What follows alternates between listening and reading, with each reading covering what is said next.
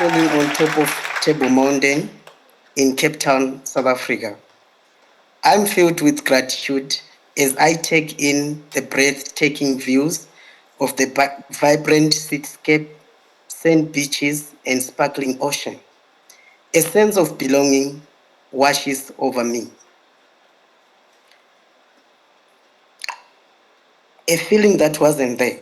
Many times in my life, I felt as though I was living in a storybook where my fate was decided for me. But today, I feel like I have turned an important page because I know I finally found a place where I belong. This feeling is new to me. My story begins like many do. Once upon a time, there was a beautiful baby named Donwell. Baby Donwell was born in Mushawasha village in the rolling hills of Zimbabwe. But as soon as baby Donwell came into the world, everything changed because I was born an intersex, meaning born with two genitals. So that is where my fairy tale ends. In my culture, being born intersex was a taboo. I was to be killed the moment my mother gave birth to me. By the grace of God, my grandmother stood up for me, telling my mother and the doctors that she would not accept that decision. Throughout my life, I'm faced with discrimination because no one understands my identity. My doctor says, you need to go under surgery to fix your body, Donwell. My mother says, I gave birth to an inhuman child. Now I'm the black sheep of the family. My mother abandons me. Going to school becomes dangerous. The other children in my village treat me cruelly.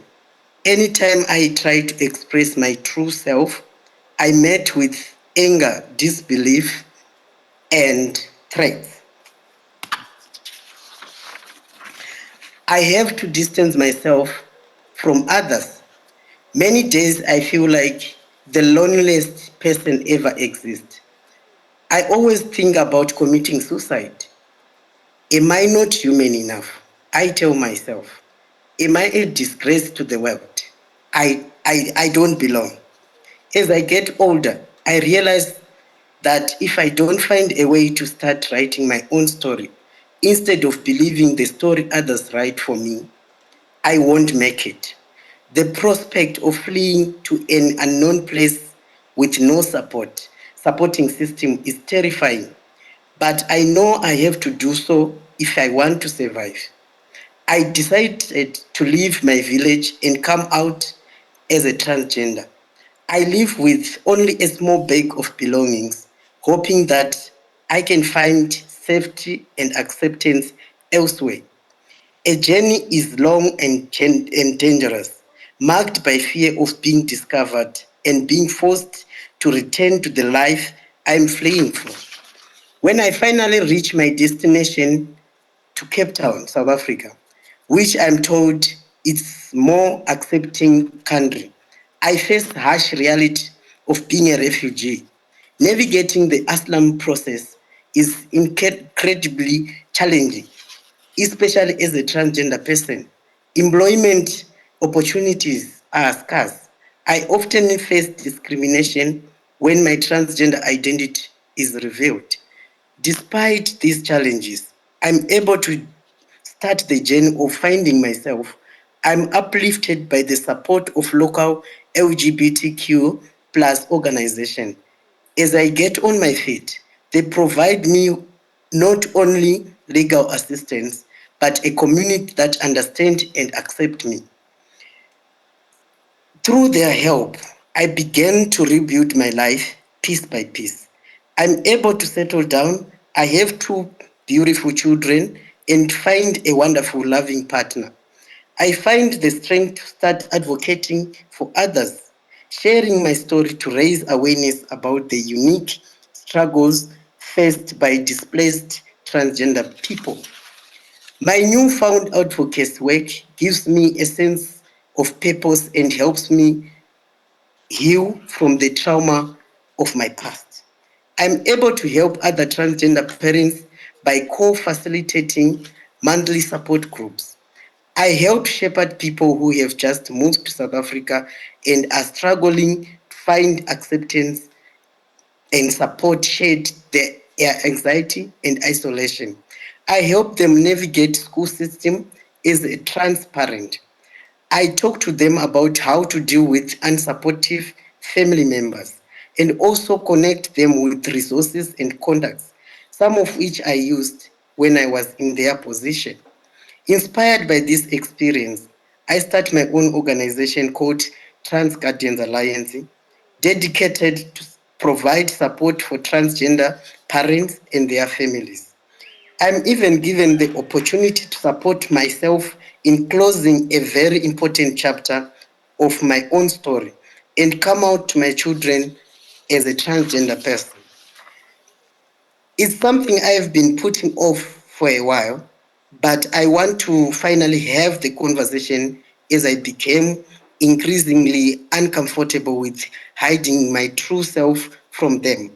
I have sacrificed too much and worked too hard to continue suppressing who am I. I know that I'm not being authentic with my children is taking a toll on my relationship with them. I choose a quiet Sunday afternoon so I can do it when my partner is home. She has been an unwavering support. I know I couldn't do this without her. Together, we decided that I'll come out to them in a way that will be memorable and provoke this discussion. So I put on one of my partner's dresses.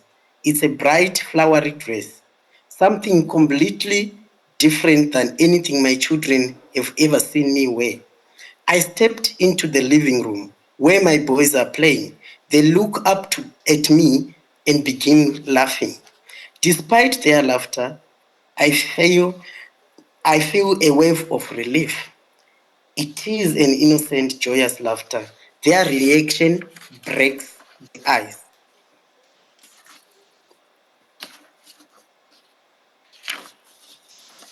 My oldest son asks, giggling, "Why are you dressed in a woman's clothes, Daddy?" I kneel down to their eye level, smile, and say, "Boys, I want to talk to you about something important. Sometimes people wear clothes that makes them feel happy and true to who they are inside. Daddy has been feeling like I have been pretending to be someone I'm not. I want to share the real me with you." My younger son, only 3, didn't quite understand, but he is fascinated by the colorful dress. My older son asked, "So, who are you really, Dad?" I take a deep breath, feeling mix of nervousness and determination. I'm still your dad, even if sometimes I wear different clothes. What is important is that I'm happy and honest with you. Their innocent acceptance gives me hope. They don't fully understand, but they immediately accept me. I'm filled with joy. In that moment, they affirm a belief I longed to confirm. As long as my children understand and accept me, I don't need validation from anyone else. From that day, I vow to live by a simple motto: be yourself, and the world will adjust. Now I look out on the landscape of South Africa from the mountain top below me and feel the warmth of the sun on my skin. I know no one else can write my story but me. Today, I choose the ways to start the next chapter of that story. So I proclaim with courage and self love: I matter from the moment I was born, right now, and always. Thank you.